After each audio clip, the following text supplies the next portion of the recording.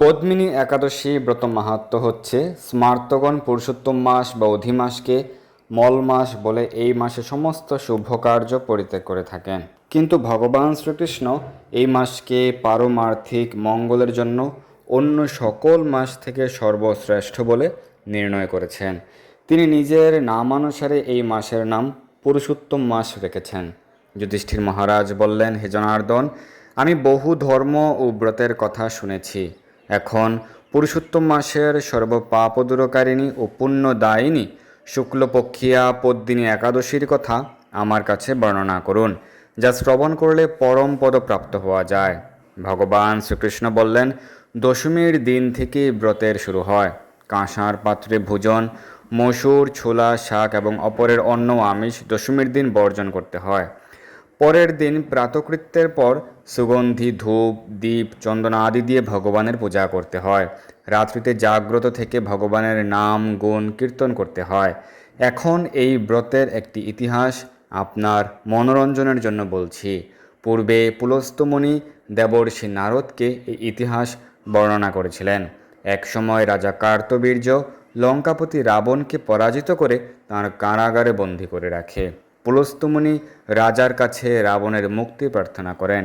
মুনির আজ্ঞায় রাজা রাবণকে মুক্ত করে দেন।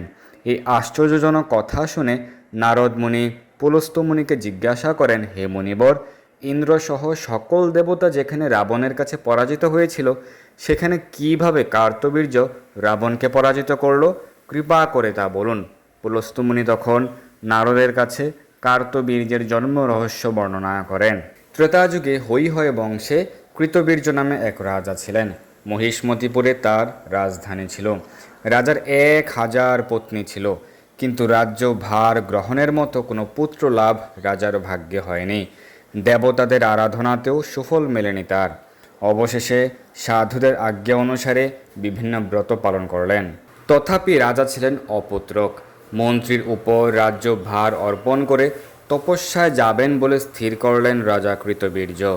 রানী মহারাজ হরিশ্চন্দ্রের কন্যা পদ্মিনী ছিলেন অত্যন্ত পতিব্রতা। স্বামীর সঙ্গে তিনিও তপস্যার জন্য মন্দার পর্বতে গমন করলেন। সেখানে তার 10,000 বছর ধরে কঠোর তপস্যা করলেন, কিন্তু তবুও কৃতবীর্য পুত্র সুখে বঞ্চিতই রইলেন।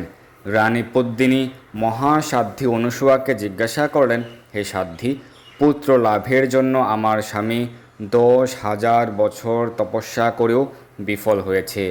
এখন যে ব্রত পালনে ভগবান প্রসন্ন হন এবং অতি শ্রেষ্ঠ পুত্রলাভ হয়, এমন কোনো উপায় বিধান করুন। পদ্মিনীর প্রার্থনায় অনুসূয়া প্রসন্ন হয়ে বললেন, 32 মাস অন্তরে এক অধিমাস বা পুরুষোত্তম মাস আসে। এই মাসে পদ্মিনী ও পরমা 2 একাদশী। এই ব্রত পালন করলে পুত্রদাতা ভগবান শীঘ্রই প্রসন্ন হবেন। অনুসূয়ার নির্দেশে পদ্মিনী পরম শ্রদ্ধায় এই একাদশী ব্রত পালন করলেন। সেই ব্রতে সন্তুষ্ট হয়ে স্বয়ং ভগবান গরুর বাহনে আরোহণ করে পদ্মিনীর সম্মুখে উপস্থিত হলেন। ভগবান বললেন, হে ভদ্রে, আমি প্রসন্ন হয়েছি। পুরুষোত্তম মাসের সমান কোনো মাস আমার প্রিয় নয়। এই মাসের একাদশী আমার পরম প্রিয়। তুমি সেই ব্রত যথাযথ পালন করেছ, তাই আমি তোমার ইচ্ছা অনুরূপ বর প্রদান করব। ভগবানের স্তব করে রানী বললেন, হে ভগবান, আমার স্বামীকে আপনি বর দান করুন। ভগবান তখন রাজার কাছে এসে বললেন, হে রাজেন্দ্র, আপনার অভিলষিত বর প্রার্থনা করুন।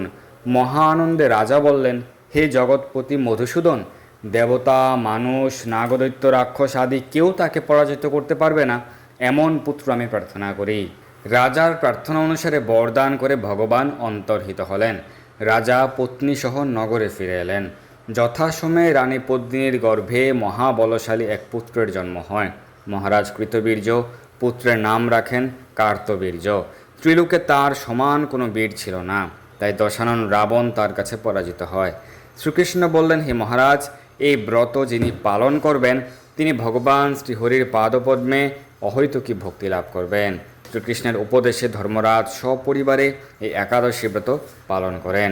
যিনি এই ব্রত মাহাত্ম্য কথা পাঠ ও শ্রবণ করেন তিনি বহু পুণ্য ফল লাভ করেন। হরে কৃষ্ণ।